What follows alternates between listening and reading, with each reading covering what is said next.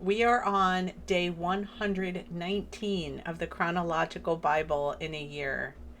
Take a breath and take a moment to celebrate that you have set this time aside to hear God's word. Let's begin in 2 Samuel chapter 17 at verse 15. Then Hushai said to Zadok and to Abiathar, the priests, "This is what Ahithophel advised Absalom and the leaders of Israel to do, and this is what I have advised. Now then, send a messenger quickly and tell David, saying, 'Do not spend the night at the river crossing places of the wilderness, but by all means cross over, or else the king and all the people who are with him will be destroyed.'" Now Jonathan and Ahimaaz were staying in En-Rogel, and a female servant would go and inform them, and they would go and inform King David, for they could not allow themselves to be seen entering the city. But a boy did see them, and he told Absalom. So the two of them left quickly and came to the house of a man in Bahurim, who had a well in his courtyard, and they went down into it. And the woman took a cover and spread it over the well's mouth, and scattered barley meal on it, so that nothing was known. Then Absalom's servants came to the woman at the house and said, "Where is Ahimaaz and Jonathan?" And the woman said to them, "They have crossed the brook of water." And when they searched and did not find them, they returned to Jerusalem. It came about after they had departed that they came up out of the well and went and reported to King David. And they said to David, "Set out and cross the water quickly, because this is what Ahithophel has advised against you." Then David and all the people who were with him set out and crossed the Jordan. By dawn, not even one remained who had not crossed the Jordan. Now when Ahithophel saw that his advice had not been followed, he saddled his donkey and set out and went to his home, to his city, and set his house in order, and hanged himself. So he died and was buried in his father's grave. Then David came to Mahanaim, and Absalom crossed the Jordan, he and all the men of Israel with him. Absalom put Amasa in command of the army in place of Joab. Now Amasa was the son of a man whose name was Ithra the Israelite, who had relations with Abigail, the daughter of Nahash, sister of Zeruiah, Joab's mother. And Israel and Absalom camped in the land of Gilead. Now when David had come to Mahanaim, Shobi the son of Nahash from Rabbah of the sons of Ammon, Machir the son of Amiel, and Lodebar, and Barzillai the Gileadite from Rogelim, brought beds, basins, pottery, wheat, barley, flour, roasted grains, beans, lentils, roasted seeds, honey, curds, sheep, and cheese of the herd, for David and the people who were with him to eat. For they said, "The people are hungry and exhausted and thirsty in the wilderness." Psalm 3, Morning Prayer of Trust in God. A psalm of David when he fled from his son Absalom. Lord, how my enemies have increased. Many are rising up against me. Many are saying of my soul, "There is no salvation for him in God." Selah. But you, Lord, are a shield around me, my glory, and the one who lifts my head. I was crying out to the Lord with my voice, and he answered me from his holy mountain. Selah. I lay down and slept. I awoke, for the Lord sustains me. I will not be afraid of 10,000s of people who have set themselves against me all around. Arise, Lord, save me, my God, for you have struck all my enemies on the cheek. You have shattered the teeth of the wicked. Salvation belongs to the Lord. May your blessing be upon your people. Psalm 63, The thirsting soul satisfied in God, a psalm of David when he was in the wilderness of Judah. God, you are my God. I shall be watching for you. My soul thirsts for you. My flesh yearns for you, in a dry and exhausted land where there is no water. So have I seen you in the sanctuary, to see your power and glory, because your favor is better than life. My lips will praise you. So I will bless you as long as I live. I will lift up my hands in your name. My soul is satisfied as with fat and fatness, and my mouth offers praises with joyful lips. When I remember you on my bed, I meditate on you in the night watches.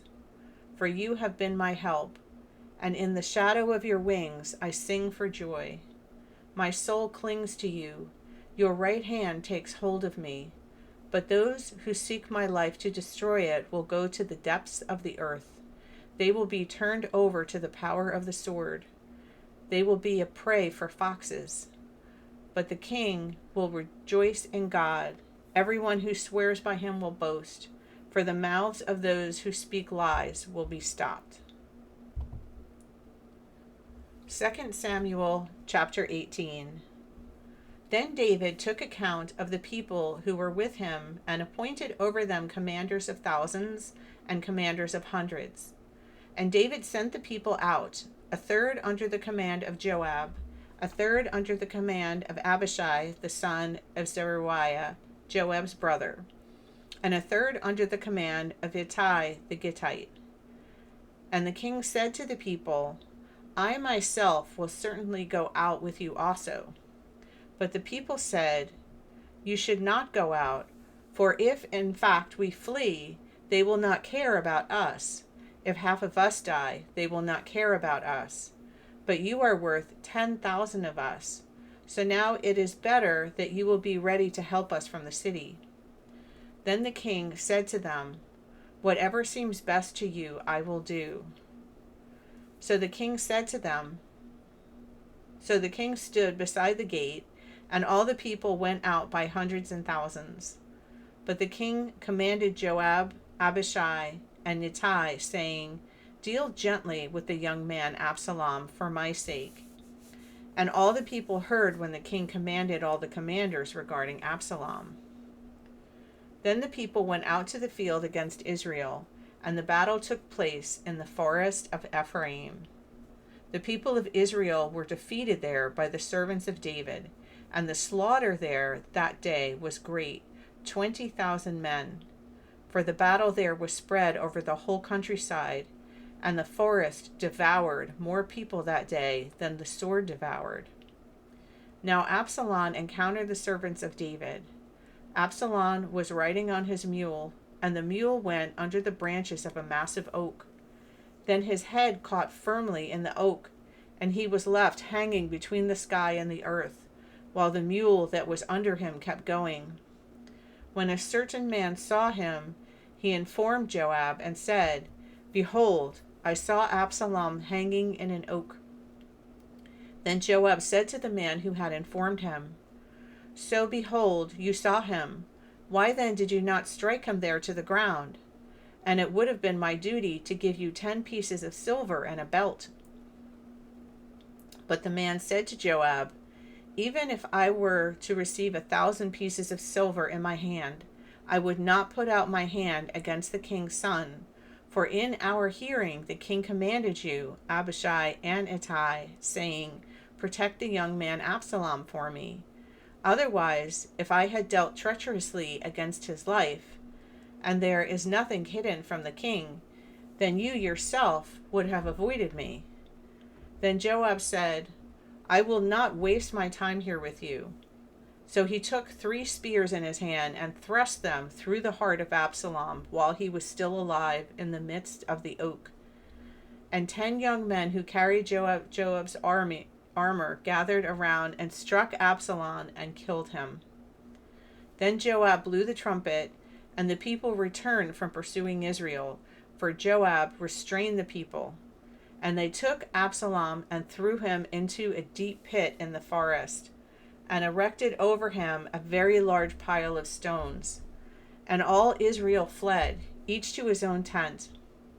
Now Absalom in his lifetime had taken and set up for himself a memorial stone, which is in the king's valley, for he said, I have no son to continue my name. So he named the memorial stone after his own name, and it is called Absalom's monument to this day. Then Ahimaaz, the son of Zadok, said, Please let me run and bring the king news that the Lord has freed him from the hand of his enemies. But Joab said to him, You are not the man to bring news this day, but you shall bring news another day. However, you shall bring no news this day, because the king's son is dead. Then Joab said to the Cushite, Go tell the king what you have seen. So the Cushite bowed to Joab and ran. However, Ahimaaz, the son of Zadok, said once more to Joab, But whatever happens, please let me also run after the Cushite. And Joab said, Why would you run, my son, since you will have no messenger's reward for going? But whatever happens, he said, I will run. So he said to him, Run. Then Ahimaaz ran by the way of the plain and passed the Cushite. Now David was sitting between the two gates, and the watchman went to the roof of the gate by the wall, and raised his eyes and looked, and behold, a man was running by himself. So the watchman called out and told the king, and the king said, If he is by himself, there is good news in his mouth. And he came nearer and nearer. Then the watchman saw another man running, and the watchman called to the gatekeeper and said, Behold, another man is running by himself. And the king said, This one also is bringing good news. The watchman said, I think the running form of the first one is like the running form of Ahimaaz, the son of Zadok. And the king said, This is a good man, and he is coming with good news. Then Ahimaaz called out and said to the king, All is well. And he prostrated himself before the king with his face to the ground. And he said, Blessed is the Lord your God, who has turned over the men who raised their hands against my lord the king. But the king said, Is it well with the young man Absalom? And Ahimaaz answered, When Joab sent the king's servant and your servant, I saw a great commotion, but I did not know what it was. Then the king said, Turn aside and stand here. So he turned aside and stood still. Then behold, the Cushite arrived, and the Cushite said, Let my lord the king receive good news, for the Lord has freed you this day from the hand of all those who rose up against you. Then the king said to the Cushite, Is it well with the young man Absalom? And the Cushite answered, May the enemies of my lord the king, and all who rise up against you for evil, be like that young man. Then the king trembled and went up to the chamber over the gate and wept. And this is what he said as he walked. My son Absalom, my son Absalom. If only I had died instead of you, Absalom, my son, my son. 2 Samuel chapter 19. Then it was reported to Joab, Behold, the king is weeping, and he mourns for Absalom. So the victory that day was turned into mourning for all the people, because the people heard it said that day, The king is mourning over his son. And the people entered the city surreptitiously that day, just as people who are humiliated surreptitiously flee into battle. And the king covered his face and cried out with a loud voice, My son Absalom, Absalom, my son, my son. Then Joab came into the house of the king and said, Today you have shamed all your servants who have saved your life today, and the lives of your sons and daughters, the lives of your wives, and the lives of your concubines, by loving those who hate you, and by hating those who love you. For you have revealed today that commanders and servants are nothing to you. For I know today that if Absalom were alive and all of us were dead today, then it would be right as far as you are concerned. Now, therefore, arise, go out and speak kindly to your servants. For I swear by the Lord, if you do not go out, no man will stay the night with you, and this will be worse for you than all the misfortune that has happened to you from your youth until now. So the king got up and sat at the gate. When they told all the people, saying, Behold, the king is sitting at the gate, then all the people came before the king. Now Israel has fled, each to his tent. And all the people were quarreling throughout the tribes of Israel, saying, The king rescued us from the hands of our enemies and saved us from the hands of the Philistines. But now he has fled out of the land of Absalom. However, Absalom, who we anointed over us, has died in battle. Now then, why are you silent about bringing the king back? Then David sent word to Zadok and Abiathar the priests, saying, Speak to the elders of Judah, saying, Why are you the last to bring the king back to his house, since the word of all Israel has come to the king, even to his house? You are my brothers, you are my bone and my flesh. Why then should you be the last to bring back the king? And say to Amasa, Are you not my bone and my flesh? May God do so to me, and more so, if you will not be commander of the army for me continually in place of Joab. So he turned the hearts of all the men of Judah as one man, so that they sent word to the king, saying, Return you and all your servants.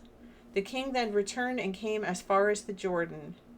And the men of Judah came to Gilgal in order to go to meet the king, to escort the king across the Jordan. Then Shimei, the son of Gera, the Benjaminite, who was from Bahurim, hurried and came down with the men of Judah to meet the king David. And there were 1,000 men of Benjamin with him, and Ziba, the servant of the house of Saul, and his 15 sons and his 20 servants with him. And they rushed to the Jordan before the king. Then they crossed the shallow places repeatedly to bring over the king's household, and to do what was good in his sight. And Shimei the son of Gera fell down before the king as he was about to cross the Jordan. And he said to the king, May my lord not consider me guilty, nor call to mind what your servant did wrong on the day when my lord the king went out from Jerusalem, so that the king would take it to heart. For your servant knows that I have sinned. So behold, I have come today, the first of all the house of Joseph, to go down to meet my lord the king. But Abishai, the son of Zeruiah, responded, Should Shimei not be put to death for this, the fact that he cursed the Lord's anointed? David then said, What is there between you and me, you sons of Zeruiah, that you should be an adversary to me today? Should anyone be put to death in Israel today? For do I not know that I am king over Israel today? So the king said to Shimei, You shall not die. The king also swore to him. Then Mephibosheth, the grandson of Saul, came down to meet the king, but he had neither tended to his feet, nor trimmed his mustache, nor washed his clothes, since the day the king had departed until the day he came home in peace. And it was when he came from Jerusalem to meet the king that the king said to him, Why did you not go with me, Mephibosheth?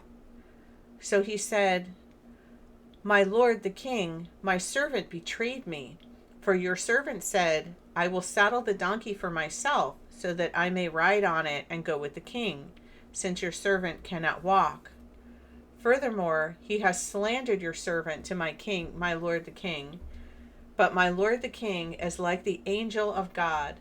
Therefore do what is good in your sight.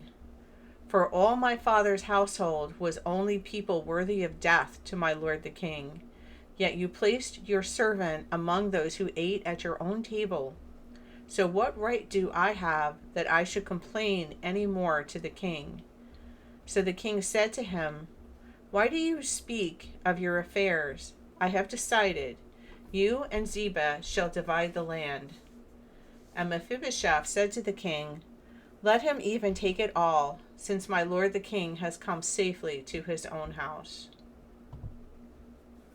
Thank you for listening. I pray that the seed of God's word will be planted in your heart and will continue to grow.